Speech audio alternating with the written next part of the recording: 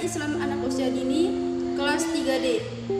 Saya akan membuat tugas UAS dari dosen pengampu Bunda Deni Febrini SAG MPD dengan mata kuliah bimbingan dan konseling.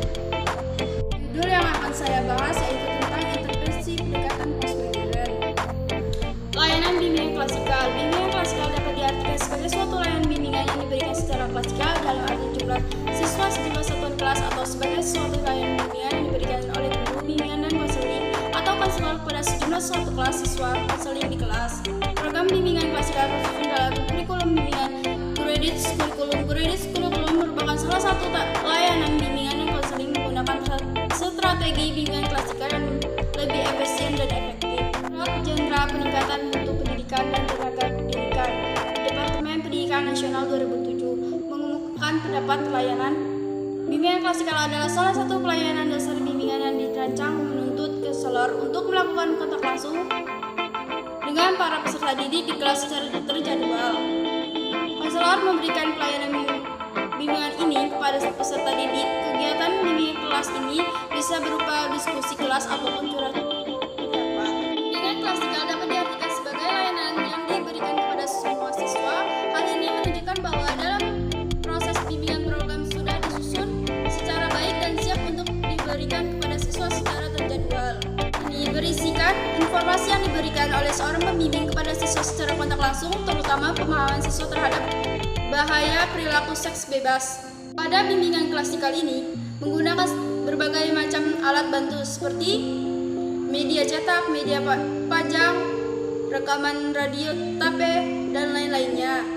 Layanan bimbingan klasikal dapat mempergunakan jam pengembangan diri semua siswa telayani kegiatan bimbingan klasikal. Perlu terjadwal secara pasti untuk semua kelas. Bimbingan klasikal.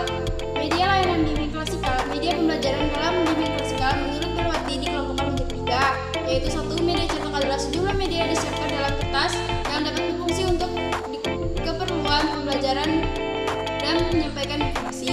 2. Media non cetak adalah sejumlah media yang disiapkan tidak pada kertas yang berfungsi untuk keperluan pembelajaran dan menyampaikan informasi. 3. Media display adalah jenis media pembelajaran yang berisi materi, tulisan atau gambaran yang dapat ditunjukkan di dalam kelas ataupun di luar kelas.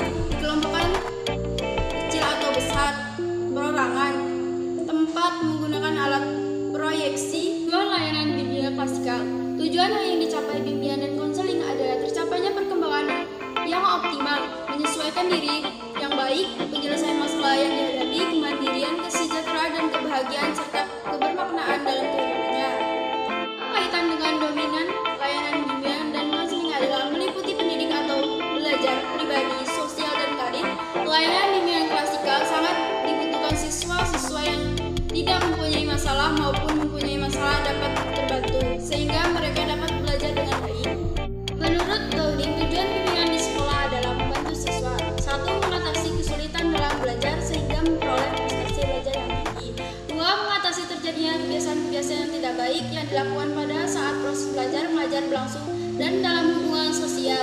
3. Mengatasi kesulitan-kesulitan yang berhubungan dengan kesejahteraan jasmani.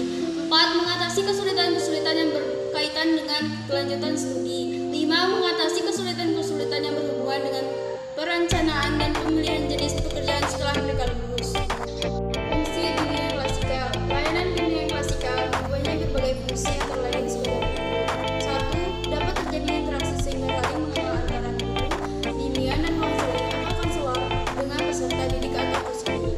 2. Dapat terjalin hubungan emosional antara guru bimbingan dan konseling dengan peserta didik sehingga akan terciptanya hubungan yang bersifat mendidik dan mendidik. 3. Dapat terciptanya keteladanan dari guru bimbingan dan konseling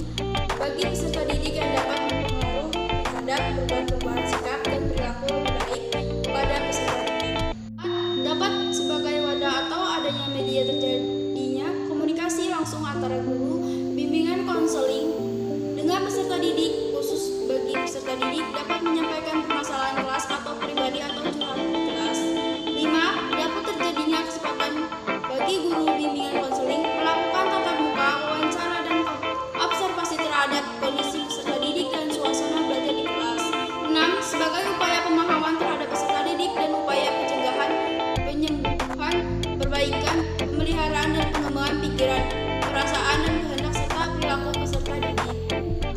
Cukup sekian penjelasan dari saya tentang intervensi pendekatan postmodern. Jika ada kesalahan kata atau ucapan, saya mohon maaf. Saya akhiri. Wassalamualaikum warahmatullahi wabarakatuh.